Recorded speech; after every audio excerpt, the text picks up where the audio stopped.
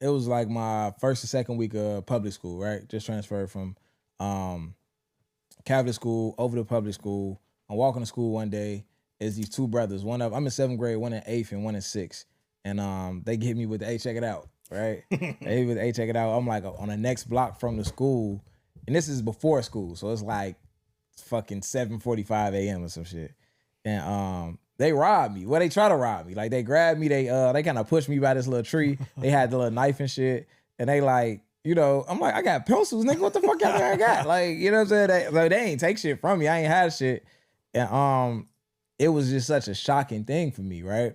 And even to the point where when we got to school, I don't know if we was in the auditorium or the lunchroom, something like that, but the younger brother ended up in the same room as me. And he was talking to me like the shit didn't even happen, right? And it was tripping me out. But coming from a sheltered private school, things like that, there was a level of me just being naive, right? Mm-hmm. And we all look at being naive as this bad thing, like this, like you green, you don't know left from right, you kind of dumb, kind of gullible, kind of stupid. And as we know now, somebody say check it out, we all know don't check it out. Like, you know what I'm saying? You get the fuck out of there. Yeah, you're gonna be a victim at the end of the day. So, and it's to the point where a lot of people in our community end up even getting into it because there is no trust between strangers. There is no, you walk down the street, oh, this is my brother. Hey, what's up, bro? How you feeling? Like, it's none of that. It's like everybody is damn near op till proven otherwise. You could be sitting in a car somewhere, it's some niggas on the, like we might be standing on the porch somewhere, some niggas in the car. We looking like, who the fuck is some niggas in the car? Them niggas in the car looking like, why the fuck they keep looking over here? And some shit could go down just cause niggas don't know each other. Not even cause it's an actual problem. However, the other side of that is there's some purity in being naive. As much as we look at it as this negative thing, being naive means that you're not tainted. You haven't been jaded yet. Because that's the other side of it. When you're not naive, when you know what's going on, it's because something happened, something went wrong, somebody violated you, somebody did wrong by you and it scarred you. And for the rest of life, you're walking through life with that scar and you're looking for it bad in people. You get what I'm saying? Like you're expecting something to go wrong and things like that. And it's not always on one end of the spectrum or the other, but that's what we're going to talk about today. It's like the negative connotation of being naive versus the purity of it. Yeah. The bliss of expecting the best at all times and and seeing the good in everybody you meet and things like that. If you lazy, you waking up at fucking 3 o'clock in the afternoon and shit like that, popping bottles, you're setting the tone for everybody because you're the leader. Popping pills. That's just what comes with being a man. Popping bitch ass niggas. I don't want nobody making decisions over my life except me. Not a woman, not a judge, not an officer, not no motherfucker. When them bullets hit them up, look like son had a seizure. Run out, give it up, you know the procedure. I be sipping Jack and honey. I don't think nothing can make me feel like a man. I don't think nothing can make me not feel like a man. Chains on my collar. You can't take the benefits of being a man without the responsibilities. Give you niggas head on, got it. Welcome back to Roses I Did. I'm still Terry Roseland. I'm Jones. And we back for another episode, man. As y'all know, this is the podcast where we hold each other accountable. It's the podcast where we walk the path of self-improvement. And if y'all was looking for us last week, which I'm pretty sure y'all was, because we wasn't on Apple, we wasn't on Spotify, I told y'all where to find us at. Patreon. Find us on Patreon. Now, this week we're back here, but we're not going to be here much longer. Next week is going to be the last episode that we post to the public outside of Patreon. Now, if you still want to listen to us on Apple, on Spotify, all you have to do is register for the Patreon as a free member, and it's going to ask you, do you want to integrate your Patreon with your Spotify, with your Apple? You say yes. Boom, you right back on Spotify and Apple. It's just, integrated through Patreon. For all my YouTube people, you got that full video right there on Patreon for free. It's free. We're not charging you for it. It's free. You gotta go to Patreon to get it. That's it. That's all. How your week been, man? Smooth. Okay. Smooth. Got some not good news. Got a glimpse of some hope. Okay. Slither pussy. Go ahead. Why I gotta go to pussy? Gucci Chrome. Better than that. Okay. That's motherfucking money. Nice. Goddamn job. Nice. Engineering job. Mm-hmm. But I ain't gonna speak on it too much. But I got some. I got two, possibilities. Other than that, we've been smooth. I switched over to. It's crazy. For years, I've been running away from being a quote unquote trainer. Right. Like people like, you should train people. You should train people. Okay. You train people. You train. I'm like, no, fuck no. And I'm still kind of running away from it, but Right. I'm not. Like I'm kind of like tiptoeing over there. Yeah. Like I don't know what it is. It's the purity. It's the purity of me really loving fitness, Yep. and I just want to enjoy it. If I can help somebody, cool. But I have been, exploring the possibility of like, one-on-one coaching, and I've been doing it kind of like behind the scenes with different people, and I've been getting them results. And I went over like prices and stuff like that, and I'm like, all right, bet this is what I'm gonna do. I'm like, if I get X amount of clients in June, I'll go full throttle. Mhm. Like I'll take it, seriously and go full throttle because my prices is you've seen them, but it's worth it though. So that's just something I'm, playing around with, and it's been fun. It's dope, and I had looked up the revenue that I made from just fitness over the last few months. I was like, oh damn, I'm like, okay, cool.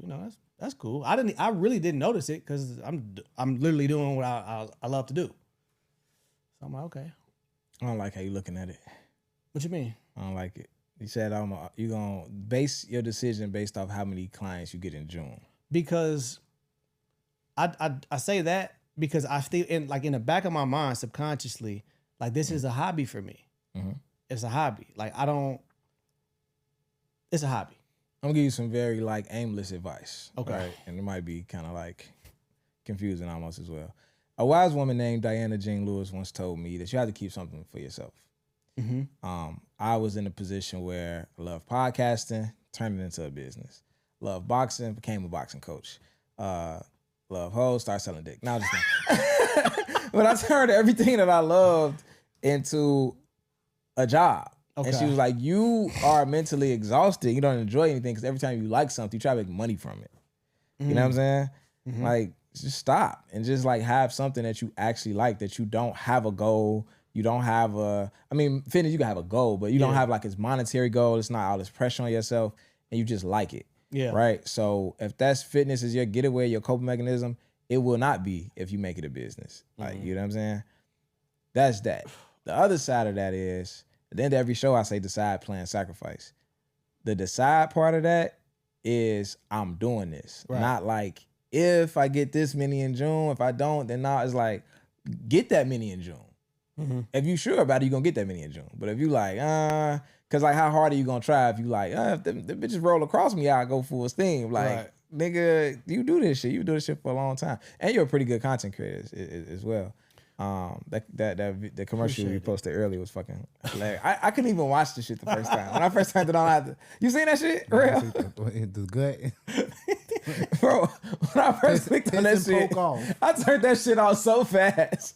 I'm like, this nigga is wildin'. Like, what the fuck is he on? Like, Hey, man. And shit like that, like you would think, motherfuckers sit around plotting, trying to. Yeah. That shit came just like that. I just got up and nah, did that it. shit was hilarious, bro. That shit was hilarious. So, But that's some great advice for sure. Gave me a new perspective, and I do want to keep it for myself. You know what I'm saying? I do want to something that I that escape or whatever. That was the one thing that I never tried to like monetize. yeah. And also, when I say, if I get X amount of clients, it wouldn't be like I still look at it as like something on the side. Like I would legit, the way I would coach those people, I only want to do 5 a month. Like I can only handle 5 of y'all at a time per month. Right. You know what I'm saying? So it wouldn't be like, all these inquiries coming in, I'm just taking on all of these people. Like, no. Like, cause the way I'm gonna go about coaching them, it's like real one-on-one type shit. And I'm not trying to fill up my calendar, always having to talk to people about, you know what I'm saying? Okay, so this is gonna be a side hobby regardless. This is gonna be a side business regardless of how Regardless. It goes. Okay, that's a little different then. Not I thought you was like saying like over the tech situation, you just going. No.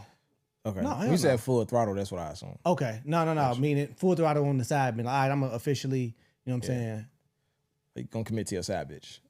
Basically. You want side bitch. Like, you know what? You can stay. Yeah. I'm gonna have both. I'm gonna have my cake and eat it too. For sure. I ain't mad at that. How was your week? How was the week? It was interesting.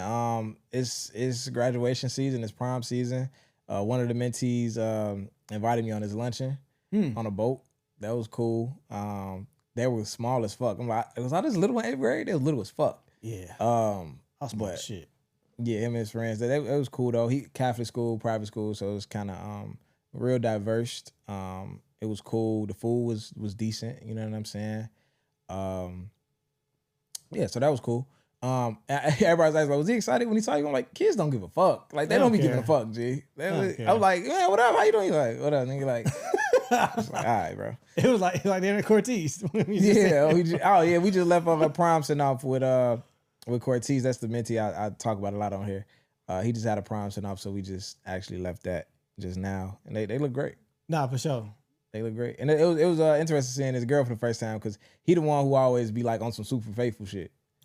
Like I like that. The younger ones and shit be like, oh, you know, this girl, that. Ooh, he be like, bro, I got one girl, I don't got time for all that other shit. Like, I mean, my girl locked in. That's my best friend. I ain't fucking around on her. That's solid. I'm just like, yeah, I like that about him. But it's a lot of young guys that feel that way. About their girl? Yeah, a lot of the young guys I work with, and then you expect certain type of young guys, certain archetypes of young guys to feel that way. But I'm like, these like little YN niggas, I don't like to call them that, but what the world perceives as a YN, like they be like, fuck that shit. Like they not with that red pill, incel shit at all. Like that's because they little ass ain't trying to get back, dog.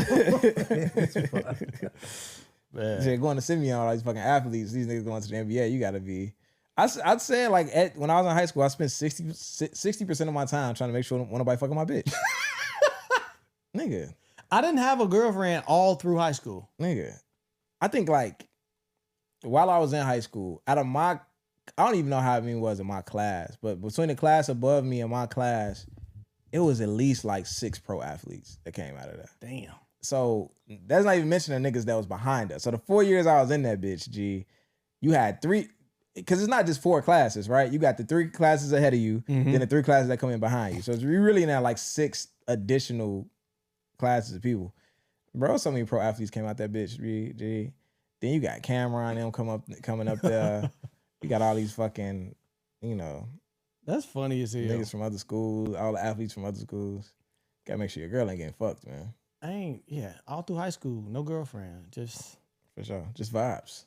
Just vibes. Speaking of prom, today in Patreon, one of the topics that we're gonna go into is prom. Like, oh yes, I read somewhere that somebody was saying that it's be a lot of hate on Black people prom and how much money they spend on prom. You like, we don't say that about the bar mitzvahs for the Jews and the quinceañeras for the Latinos, and this is the coming of age Black celebration. So when we go all out on it, that's just what we supposed to do. Prom's not a Black thing, but it is one of those. Maybe it's one of the only things we have. We don't have a standard traditional coming of age celebration. At least in the North, I don't know what they do. I feel like Louisiana they had some shit like that. Yeah, but I seen a status. It said we could rebuild the Black community with prom money. Absolutely. Yeah, I seen that too. So we're gonna break it down because I'm kind of torn in, but it's like I'm torn in between the two on the prom shit. So we're gonna talk about that in Patreon. I also want to talk about the Larry Hoover situation. I read some things about Larry Hoover. One thing in particular that I was very, very surprised by, and it made me think about a lot of other Black figures in the community. And I want to talk about it. So we're going to talk about that in Patreon as well. Make sure y'all tune into Patreon. If y'all don't got the Patreon, get in the fucking Patreon. Not only did you already miss 230 episodes already. So as soon as you get in that bitch, you got 230 episodes to catch up on. Then you also get about 3-4 episodes a week. You get the BTS, you get multiple monologues a week. Like, come on now, man. Y'all gotta get in the Patreon, man. What else is going on? Wasn't it? I thought we had 3 topics for the Patreon. What's the third one? It just feels like something's missing. I can't remember because it was. You know what? We was talking. I think I got excited about all 3. The topic and the 2 Patreon episodes. Okay, subject. Okay, good. We good. Got you. All right, are we ready to jump into it, or is there anything else? I need to check the voicemail. I ain't checked the voicemail in a minute. They gonna stop talking to us. Yeah, they might. I hope not. What we looking like?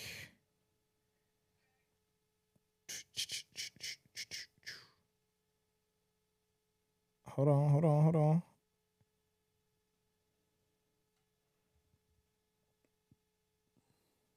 Hello, it is a listener from LA calling again. Hey. Your conversations are very, very engaging. I want you guys to know that. I finished the Me vs. Me part 1. Oh shit. And I'm so curious to know from Jones if he sees any, I guess,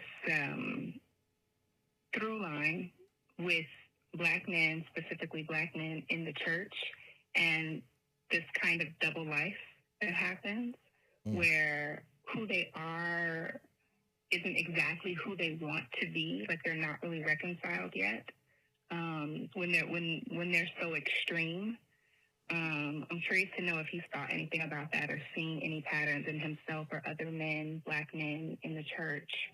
Also, I would love to hear you guys talk about the effects of witnessing marriage in 2 Black men, children of parents who are still married, and one went, one way, one went another way, and the effects of seeing relationships play out in the household and what effect that might have had on you both in your dating life and whatever.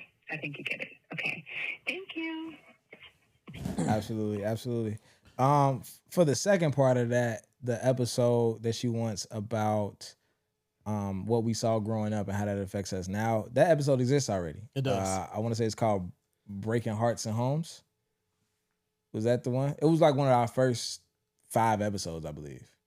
You got to just scroll back. Yeah, I think it's called Breaking Hearts and Homes. I actually wrote about it in the Man in the Mirror ebook. So if you want some more, you want to go back and listen to the episode and then go get the ebook, Man in the Mirror, that's on the Roses Idea website in the shop section. You'll get even more context on those experiences. So, yeah. But first of all, shout out to you, shout out to LA, shout out to our LA listeners. Shout out to LA, man. Appreciate y'all. Taco Land. Who? Taco Land. That's the only good food in LA is tacos. Sorry. I ain't been in a while. But do I see men in the church who kind of like battling this quote unquote double life? That sounded crazy. I don't know about Terry in the church. He's more so in the other life. We working on him. But yeah, for sure. Like, I think men who are like really submerged and have roles in the church, responsibilities, and more have a presence, they deal with that too. You know what I'm saying? Just because, like, this is the thing. We got to stop putting people who go to church on pedestals. We got to stop putting pastors on pedestals. These are all still human beings. Like, just because, like, what it means when you see somebody that's going to church, that means that they are trying to live their life like God wants us to live it. That don't mean they there. That don't mean that I'm going to church now. I won. I've conquered my lust. I've conquered my lack of integrity. I've conquered all of these, quote unquote demons that we may have. When you see somebody in the church, I want y'all to look at it as like they're on the path to become the best version of themselves. Some people are further along on that path, and some people are just beginning that path, but you don't know because all you see is this person inside of church. So when it comes to me, and like I'm walking that path, that's the direction that I'm going into, but I'm also leaving the other version of me.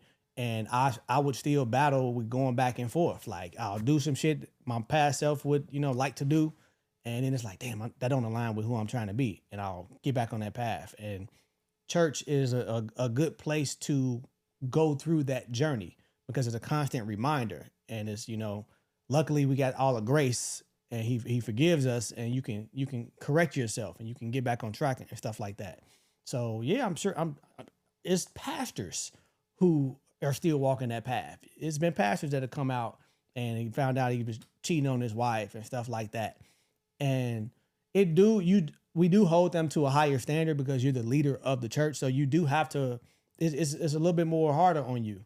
But I still, when things like that happen, it's not earth shattering for me. I look at all they ass like human beings. You know what I'm saying? It could, God forbid, you know what I'm saying? Pastor Hannah could come out and be like, yeah, he got a side woman. They're like, damn. You know what I'm saying? But I'm in my head, it's like, that's a human being.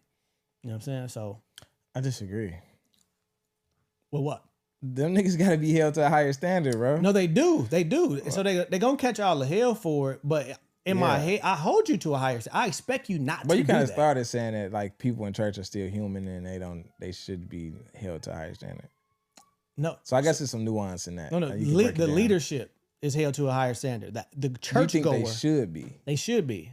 All the leaders in church. Gotcha. Yeah, you are held to a higher standard. The church goers, like I think the long term church goer has to be held to a higher standard. Yeah. Because at this point, why are you there? Yeah. Talking to Mike, Nick. Like him. Yeah. I think because it's just like, I use Kappa for example, right? And it's not religious obviously, but it's like a organization. It's a community that you join that's promoting that we hold ourselves to this higher standard, that we, when it comes to grades, when it comes to the type of men we are, whatever the case may be. So if you see me doing certain things, then yeah, like I'm not meeting that standard. Now, if I just crossed yesterday, then I'm gonna do some dumb shit. You know what I'm saying? Like, but when you don't look at the nigga that's been in this shit for 3 years and he a senior or he a grad student and he do certain shit, it's like, damn, this what y'all do? Like, you know what I'm saying? They kind of reflect on everybody, reflect on the group because you're claiming this. Yeah. But yeah, I think that if you saying that you about something, you committing yourself to something, I'm not saying you can't make mistakes. But if you're living a life that's outside of the whatever you hold, then you have to be like, that has to come into effect. I can't look at you like a regular person with no morals. Like, you know what I'm saying? If it's a nigga right here with no morals, he not affiliated or tied to nothing of a higher calling, he just living his life, doing some wild shit. And this other person hold themselves to a higher standard and they're doing the same shit. Yeah. I'm looking at you different. You know what I'm saying? Because you're telling me you're different. Because you're supposed to be different. Because you're claiming you're different. You know what I'm saying? That don't mean that nigga not gonna make mistakes, but it should be some progress over that time. Like, you know what I'm saying? You shouldn't be where you were 2 years ago or whatever. Because you walk in this road of self-improvement. So some of those traits are still gonna be there. I mean, it's just, I'm not even tying myself to any type of religion, but even with this podcast, the standard that we hold ourselves to, the shit that we tell young men, the shit that we tell other men, is like, it's still some remnants of, I'm gonna go out on the weekend, I'm gonna go kick it with a chick, I'm gonna fuck, I'm gonna do this, I'm gonna do that. But at the same time, I'm not the nigga I was 2 years ago. Like, you get what I'm saying? So there should be some progress and there should be a certain standard. Somebody don't say bitches much. That's one. Definitely don't. Damn, you used to say that shit a lot. We had a clicker. I had you saying that shit. Right. That's how much the company you keep matters. Like, I wasn't even saying it like that. I remember this girl I was talking to, she was like, nigga, why are you, I've never heard you call women that. You know what's funny? I think the first episode on the podcast apps and all of that is still from the TRP podcast, and it's Slutted Out. It's called Slutted Out, and I think that you're on it. Damn. And we was talking about slutting chicks out. Like, Jesus. that was the whole episode was about. What the fuck? Like, we're like, if you listen to this podcast in reverse, like from the first episode to now, like, you would be like, this is not the same. These are not the same people. Like, and this shit was only what, 2022? Oh my God. See, look at the growth. What's that? Niggas was wilding. Motherfucker hear that episode and be like, who are these niggas? Who are these niggas? Somebody at my job found a podcast and they was like, oh, I wanted to listen from the beginning. I was like, fuck. Please don't. I was so cool with it till she said, I'm like, fuck, no, that's like, crazy. So why you want to go back? You know? But that's interesting. That's an interesting one. Yeah, I think that answered all her questions, right? I believe so. All right, cool. Let's jump into the topic. You want to kick it off? Yeah. So the negative connotation that's surrounded by just being naive, being green. You know what I'm saying? Not knowing. We're gonna talk about the pros and the cons of that. You know what I'm saying? A lot of times it's sometimes ignorance is bliss. Yeah. And the example that I'm gonna use is the first time, not really. I'm just gonna associate it with love and how I was naive, green, and all of that. Some of the pros of being naive when it comes to love is I feel like that's gonna be the closest you get to how God loves. Like it's unconditional, is it's pure, is you see, even if they have flaws, you see past them. You like them. You like them. You know what I'm saying? You make space for it. You gonna kiss that mold on her chin. Why is that a flaw? It could be cute. I mean, you was baking that motherfucker in 6th grade. More. Y'all seen Austin Powers? So you decided you liked her. But nah, so you you know what I'm saying? You look past all of that and you just love from a pure place. Yeah. I would say a man, I'm just go, I could be wrong, whatever, but I'm gonna just be wrong, whatever. A man's love, like that pure love, the first time we love, you can almost associate it with like a woman's virginity. Like once she gives that away, like nobody else can really experience that. Like you can't experience the purity of this woman sharing her body with you and it's breaking her virginity.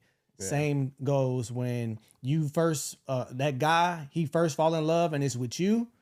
If you messed that up, no other woman is ever going to experience the type of love that you experienced. And that happens a lot for like, it happens early on, for young men. Once we give that away, our purity is gone. Like our naiveness is gone. We take the glasses off. Now we're leading with, pessimistic, views. Now we're not walking on eggshells, but now we on the defense now. Gotcha. And when you lead with love in a pure way, you lead with trust. Yeah. So that's just a couple of them. Absolutely. Why do you think it's like people? I think maybe it's an obvious question. I don't know, but people typically like associate being naive with stupidity, being gullible, weakness, being easily manipulated. Why do we associate that so much more than associating that with just purity? Because the people who associate it, you green, you this, you that, those people are usually scarred because they were once naive. They were once, had the rose-colored glasses on in all aspects. Yeah. And now that this is where the blue pill, red pill shit come from. Yeah. Like when we are young men and you first fall in love, like they consider that blue pill, just like in the Matrix. Like if you took the blue pill, you choose to ignore reality. You choose to be, oblivious to what's really going on, et cetera, like that. And if you take the red pill, now I'm going to expose you to how things really are, how things really can be, like what you can really experience or whatnot. So the people who are saying, "Oh, you dumb, you this," they've quote unquote taken the red pill. They've been exposed to the possibility of heartbreak, a betrayal, a backstab and all that type of shit. So they look at somebody like, you being dumb right now because their rose-colored glasses are off. Yeah. I think the interesting thing about life is you get to pick your truth. Mm-hmm. And it's all about just downloading the mind state. And none of it is incorrect. You know what I'm saying? So there's a mind state that I've downloaded that there's a woman in this world, and I'm not saying it's a needle in a haystack, it's one woman. The woman that I choose, it could be different. You know what I'm saying? Like there are women in this world that are capable of loving me the way I want to be loved.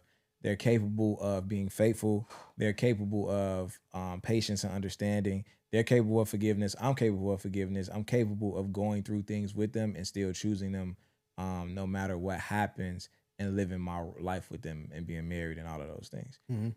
There's also a mind state that shit is very unlikely that someone's going to go through a 40-year marriage and be faithful. Yeah. And if the bare minimum relationship, the bare minimum expectation of being in a committed relationship is faithfulness, and you break that, why the fuck are we here? And I can be very successful and very happy as a single man just living my life. Both of those realities are very correct. It's just, what do I choose? You know what I'm saying? Definitely. And the mind state I downloaded of the first one came from experiences that I had so far. And I can experience something else that makes me delete that shit and download a different mind state. Yeah. You know what I'm saying? But all of these truths is just no different than when you look at history. Whose side do you want to look at? You know what I'm saying? You could look at the Holocaust the way we was taught it, and you're like, damn, this shit is fucked up. And it is fucked up, and it shouldn't have happened. But then you could look at the other side and be like, well, what made Hitler do this shit? What the fuck did they do to make them niggas that mad? What was like, you know what I'm saying? Like, because in his head, this makes sense. in a lot of people's head, in Germany's head, it made sense. Like he didn't wake up with that idea alone and just do that shit. He got a whole country behind him because they felt the same way. So I mean, that's some history I want to go into. But there's some shit that happened and they was like, oh no, they fucked, like, you get what I'm saying? They gotta go. Should they have done the things that absolutely not. I'm not advocating for Hitler at all. I know people like to flip shit. Yeah. I'm not. But there was a reason that they felt how they felt. It's all about what thought process you want to download and as your truth. Like, when I think about my first heartbreak, I don't even have to explain how my first heartbreak was. Everybody, y'all all know how that shit felt. Yeah. And two things can happen to two different people and they take two different paths. You know what I'm saying? With me, I don't know, and maybe I should think about it and really dig to see where my optimistic views come from when it comes to love. Like, even though that really hurt, even though I was fucked up and everything like that, it never once changed my view on how I would treat women, how I would pursue love in the future. Like, I literally was able to compartmentalize, like, okay, that girl was not good for me. She made some horrible decisions. And the very next person who I come along with, they get a clean slate. Which is a rare skill. Very rare. There's probably niggas out who wish that you could teach them how to do that. And I need to do some reflecting on why I can do that. I don't even know. Yeah. I was just able to do that.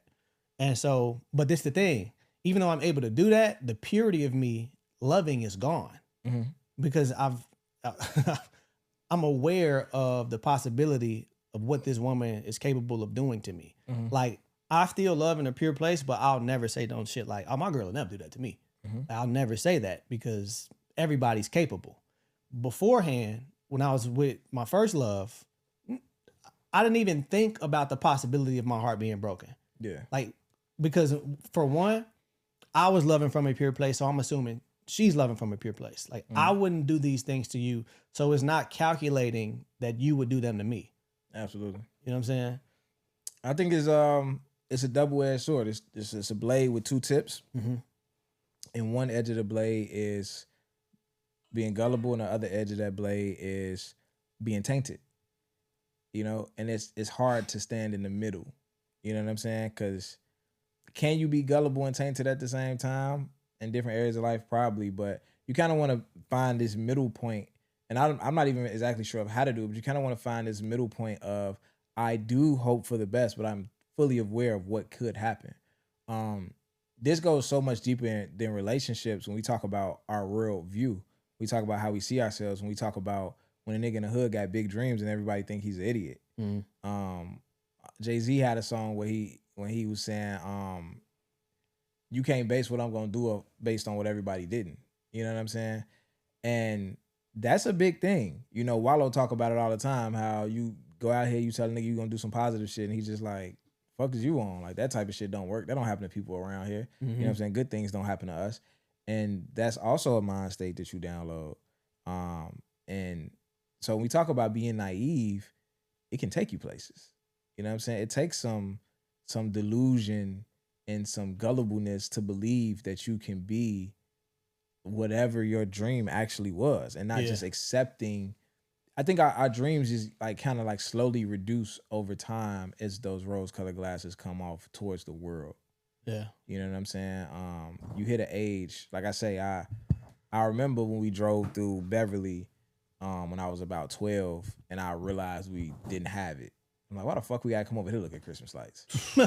Man. You know what I'm saying? That kind of hit me like, and we went through that every year to do this shit. And I think 12, man. 13, it just hit me like, wait, why this shit ain't in our neighborhood? Why we don't live over here? You know what I'm saying? Like, so, and that's when it starts to, the weight of the world of what you feel like you can be kind of starts to weigh on you. Like, maybe I can't be the president. Maybe I can't be rich. Maybe, you know what I'm saying? Like, my father, the strongest nigga I know, and he ain't make it happen. You know what I'm saying? So it affect your worldview as well. We're gonna shift to that. What, worldview? Just how it affects worldview. And, Yeah, we can. okay. You ask some more relationship stuff? We can go back later if you want to. Yeah, let's put a pin in that. For sure. I want to ask you, like, some of the cons that comes with being naive. And we talk about some of the pros, but some of the cons is, how do you feel about you being more susceptible to manipulation When you're naive? when you're naive? How do I feel about it? Yeah, like, have you experienced it? Hell yeah. I just told you, I checked it out. Like, I checked it out. But I go here, right? I'm sorry. The specific question was, how do I feel about being more susceptible to being manipulated? To manipulation. It's a fucked up thing, but it's real. People will manipulate you. People will take advantage of you. It's a lot of bad people out here. It's a lot of people that's not even that bad that will still get down on you. It's a lot of people who do a lot of great things. They might be a great husband, take care of their kids, great wife, whatever. They will still use you for their gain, use you for their advantage. I can't even say it's just the bad people. It's all types of people who manipulate you. And that is the tough part about being naive. And I think that's probably why we praise street smarts so much. You know what I'm saying? Over book smarts. You know, because you can have all these book smarts and you could run into somebody who can still put you in a bad position just because you don't know right from left outside of a book. One of the another con is when you do get cut, it's gonna be deeper.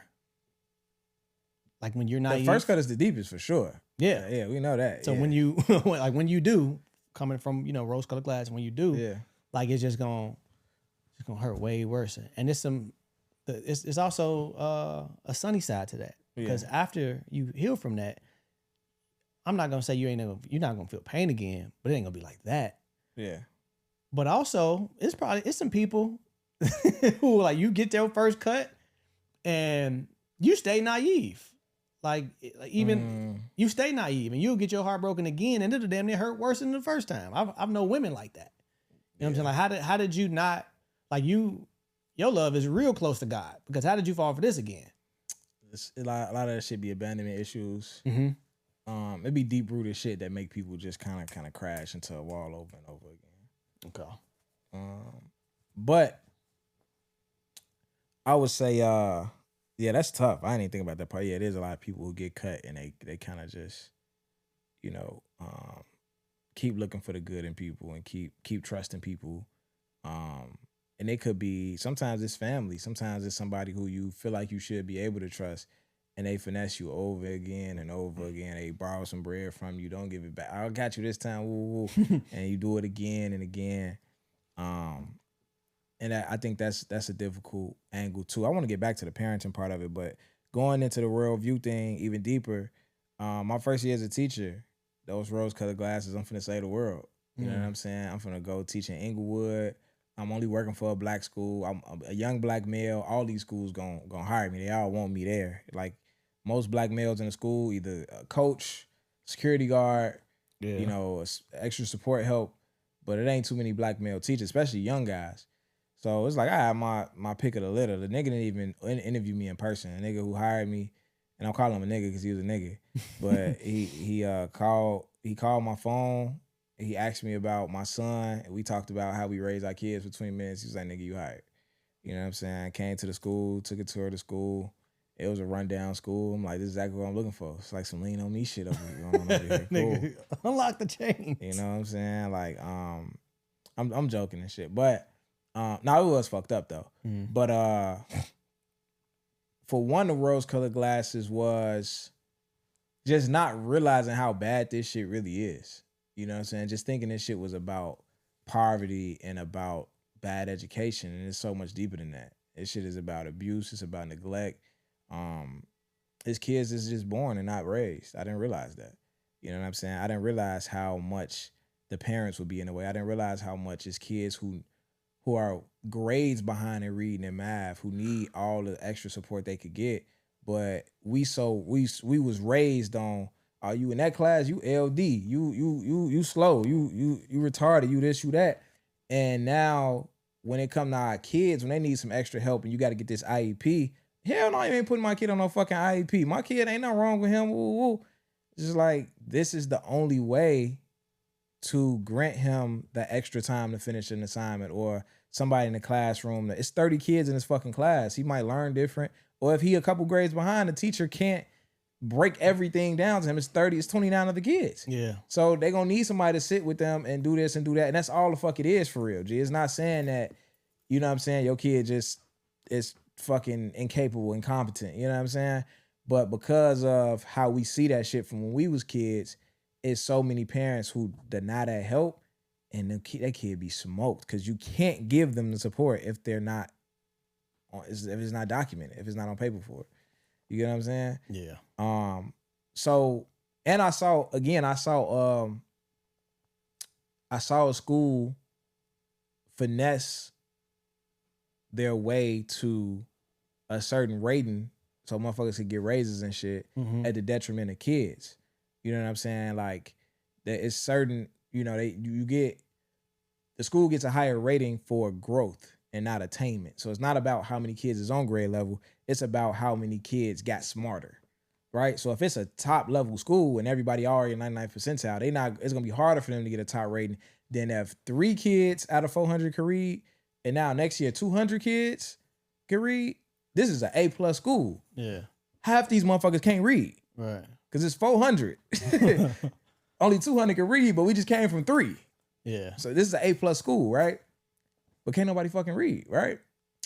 Now, because those stats work like that, I got assigned all of these kids who had like an IEP. They needed extra support, you know what I'm saying, and things like that. And I'm working with them, and they really needed the support.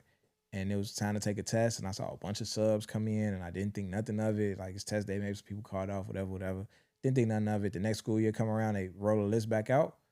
A lot of my kids not on this list no more. Like, why they not on the list no more? Mm-hmm. And it wasn't the kids that was at the brink of getting off the list. You know what I'm saying? Because it's a scale. It's like you got your kids that's, if this is like above here, you don't need the help. Below here, you need the help.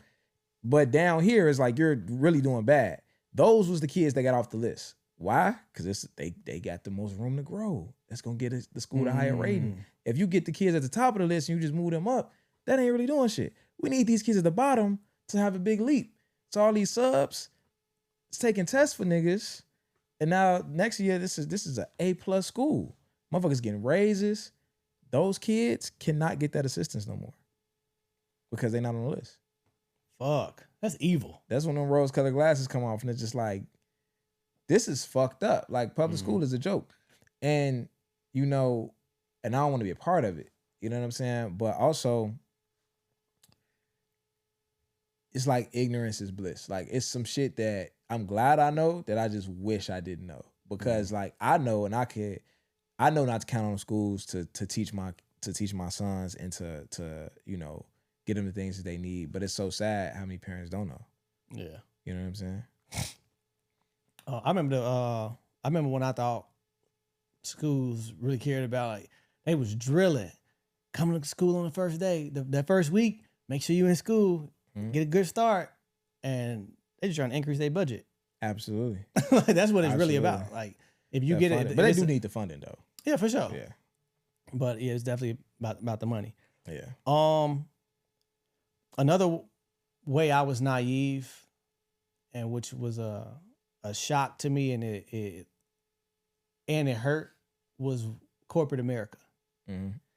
When I got in corporate America, thinking of a job in particular, I was working for Northwestern Hospital, and that wasn't my first corporate role, but my first corporate role was like call centers. You know what I'm saying, for health insurance companies, which never doing shit like that again. Never. And if you worked in the call center, you already know the type of anxiety that you would have. But that was my introduction. I feel like that's a great stepping stone to get in corporate America. You can get that job. After that, I went over into, I was working for Northwestern Hospital as a financial clearance specialist. And that was like, kind of like my first, grown man job, or what they call it, a big kid job, or whatever the case may be. And my manager, my supervisor was a black woman. Yeah. And her manager was I want to say a Korean man, but like he was more so on American side, but he was Korean. Yep. And me and her, like, we was tight. She the one who interviewed me, and like she really felt like my best friend. Like, we, you know what I'm saying? I'm doing my job and everything. She, you could do this, you could do that. And I thought we was cool. Yeah. I don't know what changed in like leadership or what changed on her end, but she would let me like kind of like get away with things. Yeah. And she's like, you good. And whole time she was like kind of building, quote unquote, building a case on me. Like I gotta be, you could be on your phone at your desk. Like, I ain't tripping. Like I'm the supervisor. Like, it's good. And her manager will walk past, and like I'm not dead on my phone, but sometimes he'll see me on my phone or whatever. He wouldn't say anything. You know what I'm saying? And I guess he's talking to her about it, and she just, everything is being in writing. Everything is being in writing.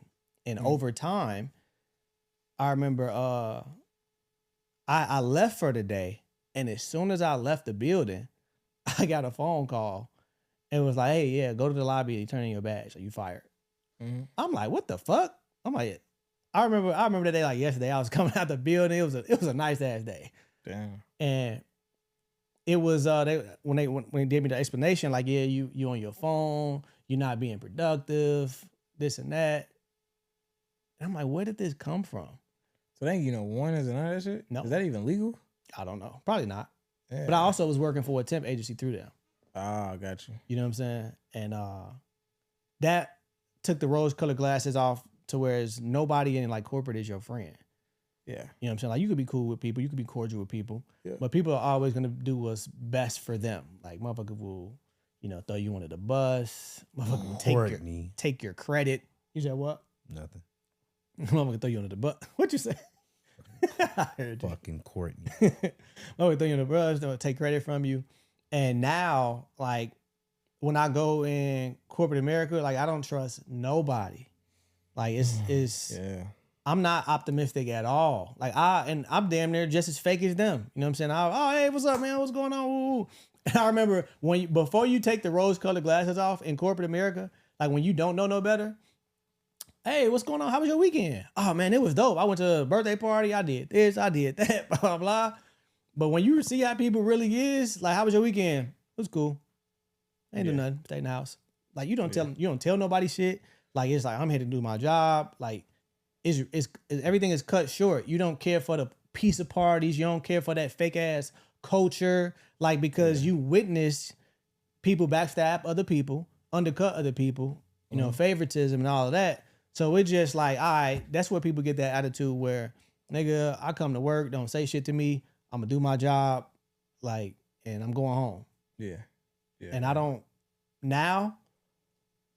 If I'm going into an office or even my last gig, they was real cool, but to a certain degree, you know what I'm saying. And I remember when I was even then when I got let go from there, I ain't gonna say it was no warning, but they do it so backdoorish. Yeah. Like, it's like, you good, and then instantly cut. You can't talk to nobody. You can't send that last message. You can't do shit. Yeah.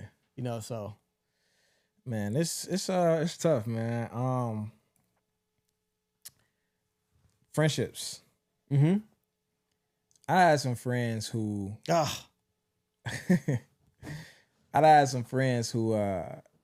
it took so many times for them to cross me for me to catch on to, like, this nigga don't fuck with me. Mm-hmm. You know what I'm saying? Friends, frat brothers, people you meet like, I guess doing business, but niggas would be so cool and so like personable that it's like you think they're like, all right, this nigga cool. You know what I'm saying? Man, nigga do some shit and you be like, that shit was kind of weird, but maybe it wasn't nothing. Maybe it's just business, you know what I'm saying? Or, you know, your homies, your one homie do some shit, your other homie like, bro, you know, that's just him. That's just how he is, bro. Like, ooh, it ain't shit personal. And it take a while to be like, this nigga don't fucking like me, bro. Like, you know what I'm saying? This nigga got a real problem with me. And he's constantly showing it. But those rose-colored glasses of like, I don't really have friends. I ain't really grow up like that. I had friends I fell out with, but it wasn't like they just was doing backdoor shit. Like niggas was like genuine, you know what I'm saying? That's one of the hard, you know, that was one of the hardest areas to stop being naive in. You know what I'm saying? I've been stopped trusting niggas. Like, you know what I'm saying? It'll take you a while to get cool with a nigga or whatever the case may be. But a nigga who you then did that process and got cool with this person, and you get them so many chances because like we've been cool this whole time. Like, you know what I'm saying? You think they got to do with how young you were? Because think about it. Can somebody? Of course they can, but it's not likely for this to happen to you again right now. Right now, but that shit was happening 2 years ago. Oh, okay. You know what I'm saying? I just wasn't used to niggas moving like that. These niggas who I knew who at this point I known for 10 years. So it wasn't like I just met this nigga, you know, like when I met you or some shit like a couple years, 5 years ago, no shit like that. Like I knew these niggas for a long time. And niggas change, you know, niggas change. You change, you know, we talk about jealous. It could be some of that and being naive about that. Because that's a big one, bro. Like, you know, I look at the podcast and shit and the notoriety as it's not there yet. Okay. I appreciate it. We're established. It's people who know us in different countries, but I meant in different states. We able to travel with this shit. We able to do a lot, but it's not like we out here with 1 million followers and like we a household name like fucking Drewski or somebody. Yeah. You get what I'm saying? So I don't think it's that big of a deal. Like when it comes to, I don't think it's to the point where I feel like it's a nigga right here hating on me. It's a nigga right here jealous of me. Yeah. That's some rose-colored glasses shit. Because niggas, it's hard for me to, I don't even want to pat myself on the back or like, I feel like that's some ego shit. Like I had a Patreon episode and I talk about fuel by hate. Where it has so many people who, I gotta have a hater. I got so many haters. Woo. I can't relate. And I don't like, and I don't want to, I so much don't want to be like that I look over the hate and it's just like, bro, they ain't really mean that. He ain't really mean that's a good that. example. You know what I'm saying? And that's hard, bro, especially when this nigga close to you. And sometimes you just don't want to believe it. Like, nah, bro, he ain't. Like, nah, it can't be that. Especially when you don't see yourself like that. Especially when it's like, nigga, we ain't doing like, I mean, we doing good, but it ain't shit to hate on. Like, what are you hating on? Yeah. And then would it be even crazier? The person that's hating, like y'all not even in the same lane. Like y'all not even doing the same thing. Yeah. Like you got your own whole shit over here. How are you possibly mad or jealous at me? And we're doing two totally different things. They might just want what you got from your shit, even if it's less than what they got. Or maybe they feel like you was, you know, you getting too close. You catching up to them. Your start was better than they start. You know what I'm saying? It took them 10 years to get to this point, and you know, like halfway there in 2 years. You know what I'm saying? It could be, a part of that could be what I experience a lot is with women. Like when a lot of women like you, and let's just say it's a nigga who feels like he's better than you in whatever way. He feel like he probably got more money than you, look better than you, dress better than you, whatever. This is what he feels like. Yeah, but he see women that he interested in on you or just women on you, period. And it's like, nigga looking at you sideways and don't like you. You know what I'm saying? I've experienced that plenty times. Like, and I'm just like, I got the rose-colored glasses on. And it makes sense for a nigga who not close to me. Like that makes sense to me. Like when we was in college, you had, you know, I wasn't even Greek yet. Like we was just some regular niggas. Like girls knew who we was. We was cool niggas. But we was regular. Like we wasn't no Greek niggas. We weren't rich. We weren't none of that. But you had your Greek niggas, you had your athletes, you had your scammers. These niggas had hella bread. You know what I'm saying? And it's like we fucking with the same girls. Like, Shorty was just at y'all shit and just put up at our shit. I was just fucking Shorty. Nah, you fucking Shorty. You was just fucking Shorty. Nah, bro fucking Shorty. And niggas hated that shit. And I get it. It's like, nigga, why am I doing all this to fuck the same girl as you? Like, what the fuck? Like, so I understood why a nigga would feel like I'm better than this nigga, but because at that age, the goal is fucking a bunch of women. Like, that was kind of the goal, unfortunately. And, you know, I ain't even going into that. But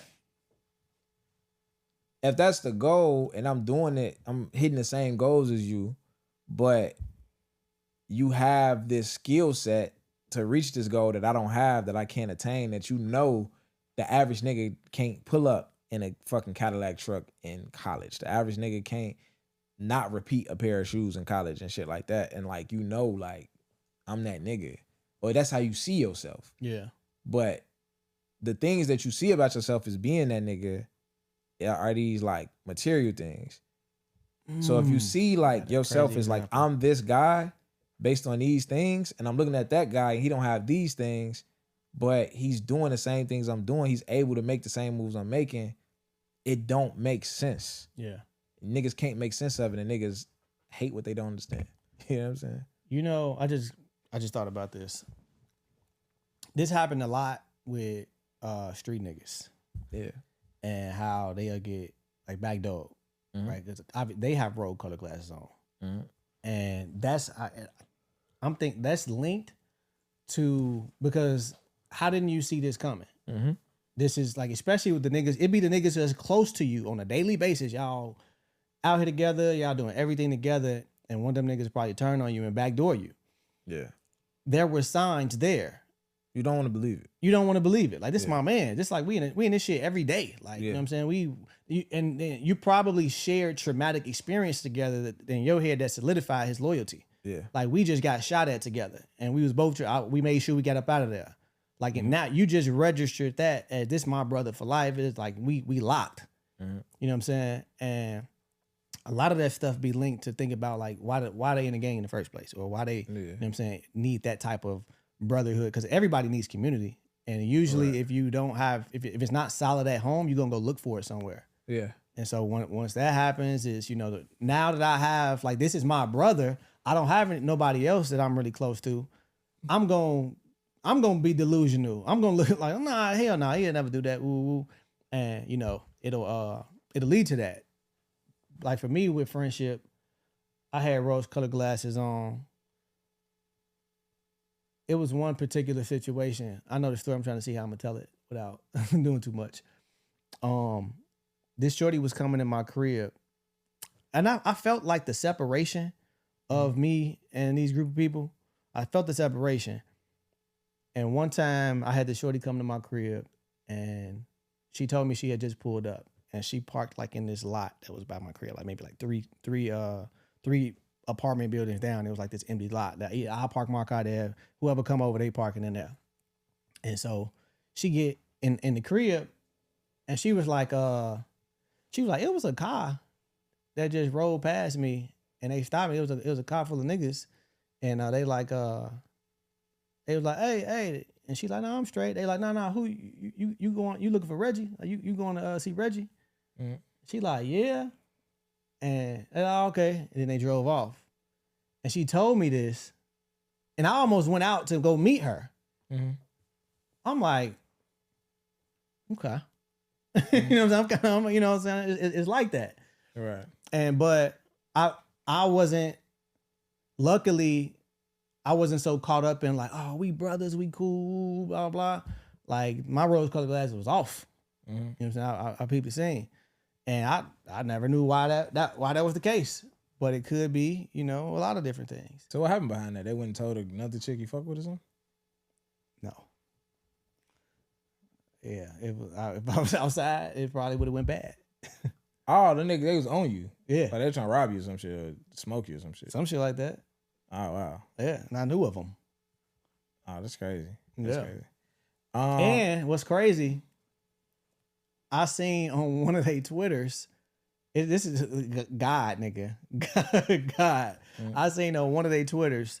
He said, he was like, man, I'm so glad motherfucking 12 ain't, you know what I'm saying, whoop on me or whatever the case may be. Like we'd have been over with or whatever. And I knew, I'm like, okay, yeah, you was in the car. I just kind of put shit together. All right. What the fuck was they on you for? What happened? Oh, man. I don't know. Fuck the wrong chick? Probably. Yeah. Probably. Yeah, it'd be like that. Reggie was out here zeroing niggas. Have you ever had? I was thinking that at first too. Yeah. Oh, no. Come on, man. We know why they was sitting outside. No, I ain't zero. I was scared to zero niggas. Yeah, I'm like, man. I'm on I long know the journey. nigga got put in the trunk over that shit. But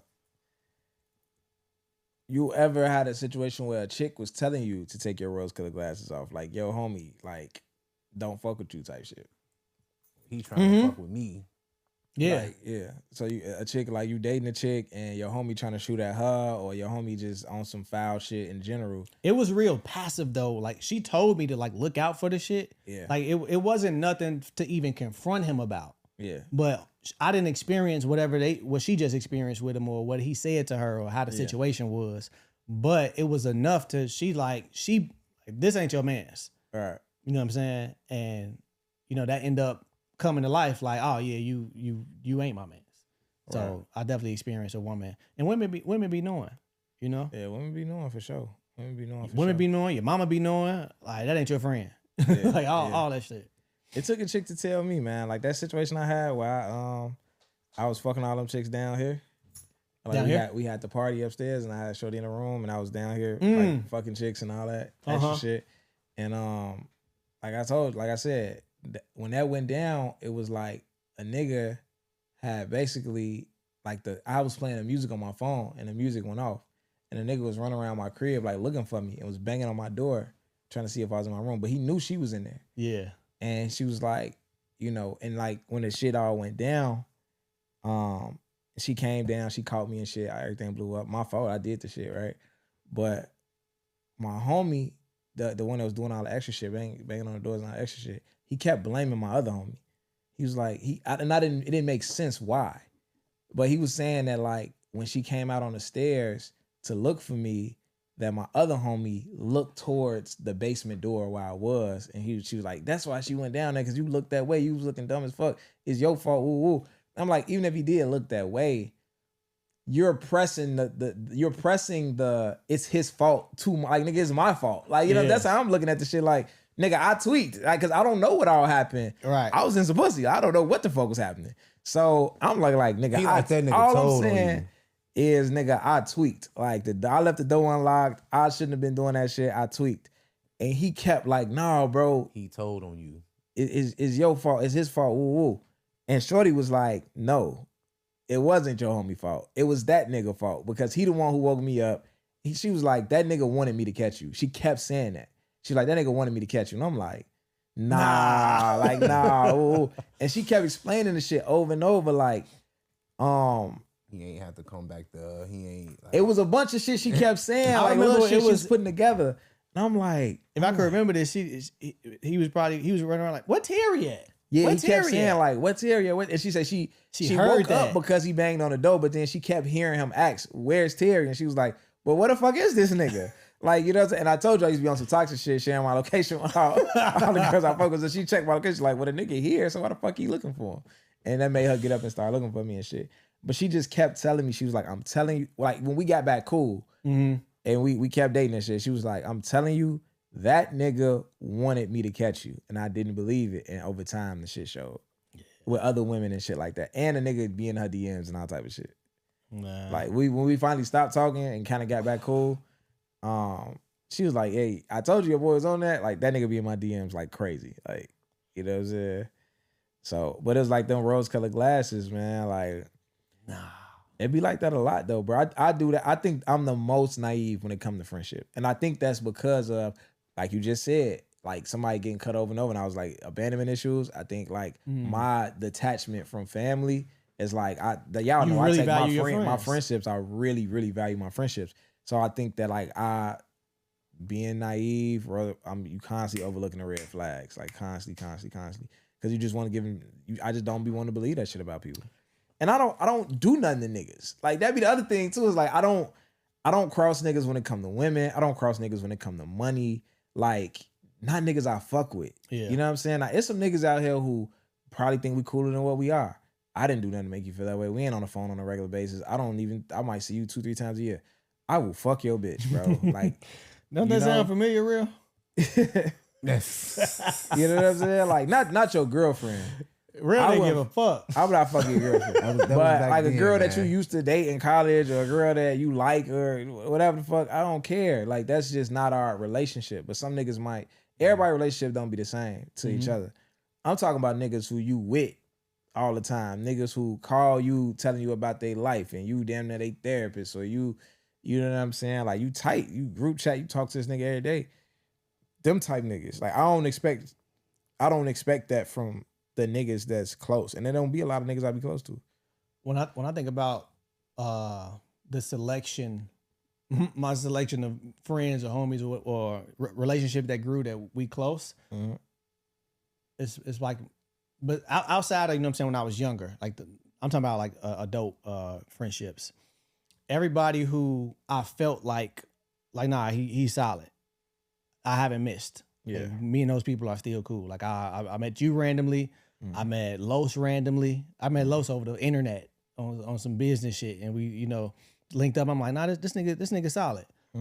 Capo, that nigga, like none of those people I've ever had an issue with, an argument with, like nothing. Yeah. And like I feel like I'm pretty solid on, you know what I'm saying, picking, you know, my friends. Yeah. Yeah. And I also be trying to be super selective about what I got a problem with niggas for. You know what I'm saying? Like if I do got a problem with a nigga, like I probably overthink that sometimes. Like what? Like should I really be tripping on that shit? I never get a Jay-Z song, other interview where, you know, Jay-Z, you know, Rockefeller broke up and Beans was mad at him and, you know, Cameron then wasn't fucking with him, but then there was certain niggas who was fucking with him and shit, like Kanye was fucking with him. And he was like, if you ask any nigga that got a problem with me what I did to them, they can't tell you. Like, niggas is not mad at me about what I did to them. Niggas is mad at me about what I didn't do for them. And I'm like, I never want to be mad at a nigga about what he didn't do for me. Like, you know what I'm saying? But I've experienced that a lot. You know what I'm saying? Niggas who feel like, oh, damn, I'm trying to come kick it with you, bro. Like, you know, fuck that ticket to that event. Like, just, you know, let me pull up. Woo, woo. Like, we kick it any weekend. We kick it every weekend. This is business. Like, I ain't kicked it with your ass in 2 years. Like, you know what I'm saying? Like, you about to kick it with me. I be outside all the time. Like, but it'd be like, oh, this nigga on some Hollywood shit. And then it's that part too of like, do you think, like, when they say like money or clout or fame or whatever it is, notoriety, do you feel like it changed the person or the people around the person? The people around them, it make them uncomfortable. It's like, because you see me as how you see me. Yeah. And you'll feel self-conscious based off of my stardom. Yeah. You think I changed.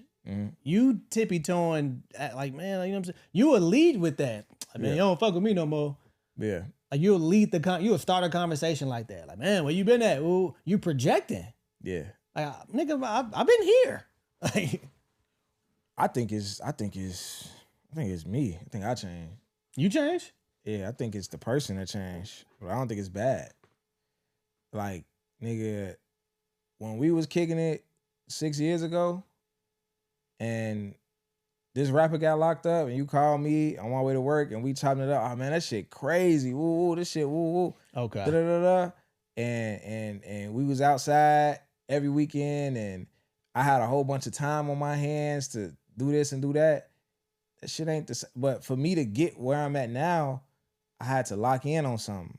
I'd be damned if a nigga called me talking about some, oh, you heard about Lil Durk? Ooh, I don't give a fuck. Bro. Like, I'm done having to stop answering the phone for you. Like, you know what I'm saying? Like, so I feel like another Jay-Z quote, he was like, niggas look at me strange and say I changed, like I worked this hard to stay the same. Like, you know, you do change, bro. And that's why you change. That's why things are different in your life, because you start doing different things. But everything come at a cost. And I think people around you, they just might not respect it or understand it to the point where they could give you grace for it. You know what I'm saying? A nigga gonna feel like, damn, like I used to really chop it up and rap with bro about this and about that. And now he be on some funny acting shit. And it's just like, it's nothing wrong with you still caring about that shit. I don't no more. So it's just less for us to talk about. Yeah. That don't mean if you pull up on me, you can't hang out with me and no shit like that. That's cool. It's just that the everyday niggas that I talk to are into the shit that I like, we just on the same frequency. You know what I'm saying? And if you ain't on that frequency, it's just less to talk about. So we're not gonna talk every day no more. And that's cool. I'm cool with it. Another nigga might not, because he's not gonna associate it with that. He's gonna associate it with, oh, it's the podcast, or you done took a couple flights and now you don't fuck with a nigga no more. It's gonna be that. Like that's how you gonna see it. Yeah. So I think it's the person. And I do think, even with money, I think money changes people a lot. It's gonna change me. A lot. I think money makes you so much. No, it don't even change you. Money makes you so much more of who you are. It's people right now in your life that you deal with that annoy you, that if you had $1 million, you would not deal with them at all. It's shit that you don't say to people right now. You know what I'm saying? Because we understand the importance of being polite, relationship building, networking. It's people that you don't want to text that you text back. It's DMs you don't want to respond to. It might even be sometimes events that you go to that you don't want to go to. But it's like, you need to maintain these relationships. That's why they call $10 million gonna make you not give a fuck about maintaining That's it. your fuck you. That's your fuck you money. Them people. You know what I'm saying? They call it fuck you money. I ain't gotta talk to nobody ass. Get your fuck you money and Fuck you.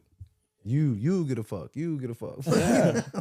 Yeah, if you an asshole at heart and you restrain that shit because you understand that you know what I'm saying? Like, you gotta be mannerable and this and that. I'm really thinking out of necessity. Yeah. A lot of our personality comes from necessity and survival. Yep.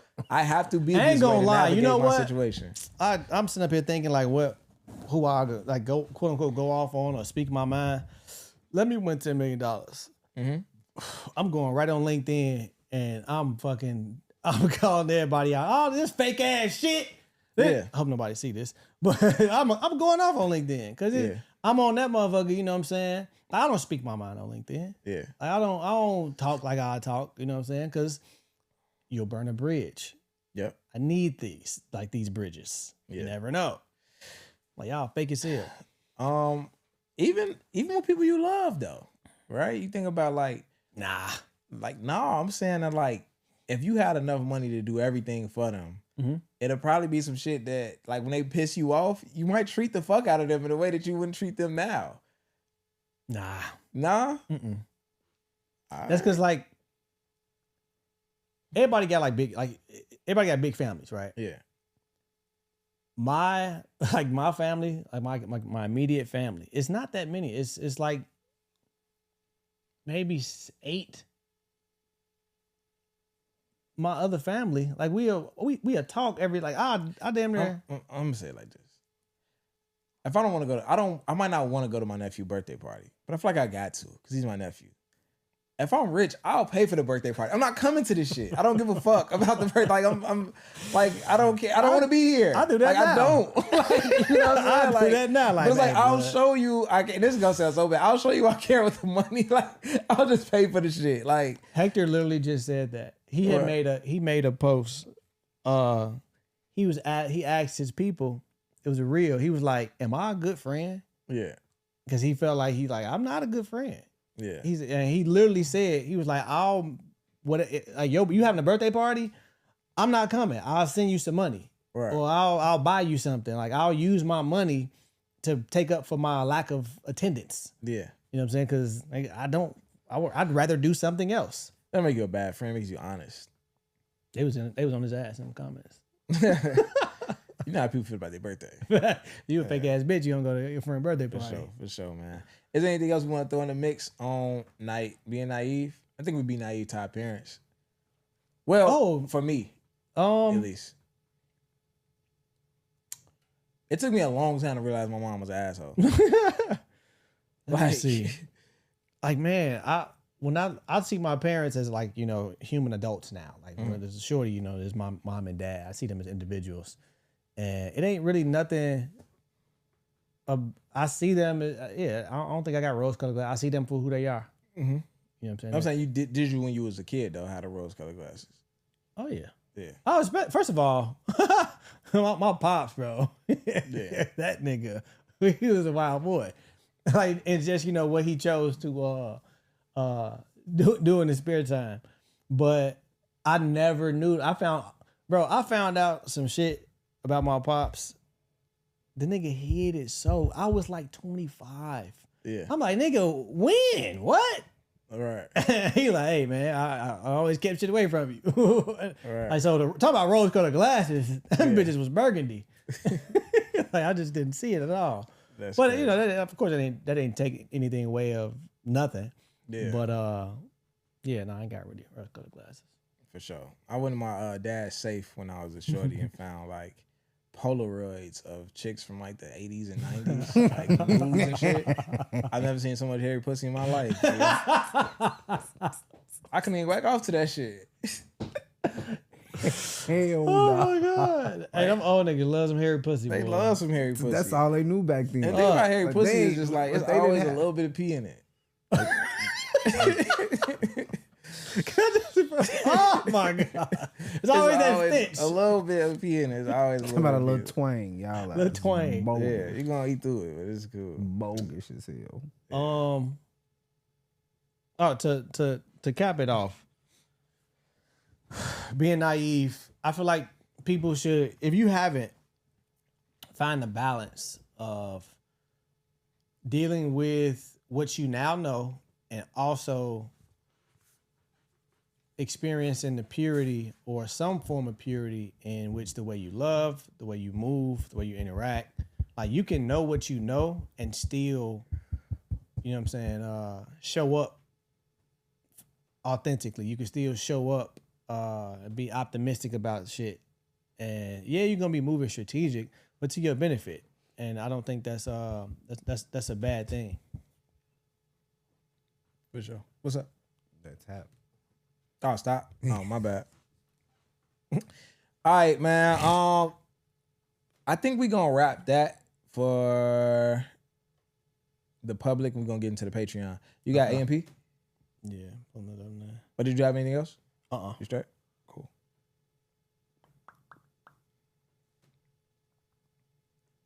Pop that pussy, pop, pop. That's all I was thinking. That song was playing in my mind when I was going through my father's safe. It was so many of them bitches, bro. It was like hundreds of them bitches, like hundreds of them. You know when you take the picture and then pop right out the camera. The freak Uh-huh. Nick Yeah, man. He had those. He was the freak Nick He was cameraman. He was taking shit down though. But some of them girls was like very, very. And it was all like dark skinned, slim, like Ebony model, Jet slim- magazine Yes, models. all of them, like, Every all of pussy. them. And my mom's dark skinned, and so it was just like, I was hoping, like, I hope my mama is not. In Talking about steady flipping. Yeah. Not, Hey, look, he flipping through him like he didn't want to stop. Yeah, you know, a lot of them had faces in the shit, and I'm just like, damn, I hope my mama ain't none. But then someone was just straight pussies, and I'm like, Talking about just Polaroid. Harry what Twice. if one of these is my mom's coochie? That's this generation's version of the That's probably why I ain't whack off to none of them, because I'm like, you never know. Yeah, you never know. the hidden folder. That's our version of that. Yeah, he probably still got that shit in there. Of course. I'm gonna go look for it next time I go over there. Talking about what that safe that you had? Like, mom, you ain't found this shit yet. Do you know you found it? Nah, hell nah.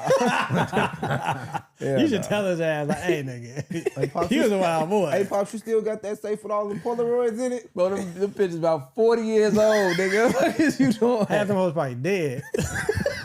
Bogus as hell. Oh, yeah. Can we get the Patreon? All we- these girls stay the same retirement home. We gotta get this in the Patreon. That's tough. Oh man, but hey, when it comes to like just strengthening your discipline, you want to design your environment. One of the things that helps me is like first, number one, a clean room. A clean room, a made bed. I'm gonna be just more productive. It just makes me feel good. It starts the ball rolling to continue to do things. Design your environment. If there's certain things you need to tackle, put it in a space where you frequently are. So it's, you know what I'm saying, you're reminded of it. I put a lot of shit in my bathroom. You know what I'm saying? Like, cause when I go in there in the morning, I got a calendar in my bathroom where I, my Sharpie and all of that type of stuff. You want to make things accessible, make your responsibilities or your ideas or whatever the case may be accessible. if you design your environment in a way that's going to push you to be productive and disciplined, you're not going to have to think about doing things. You just do them. You know what I'm saying? Oh, okay, cool. I got to do this. I got to do that.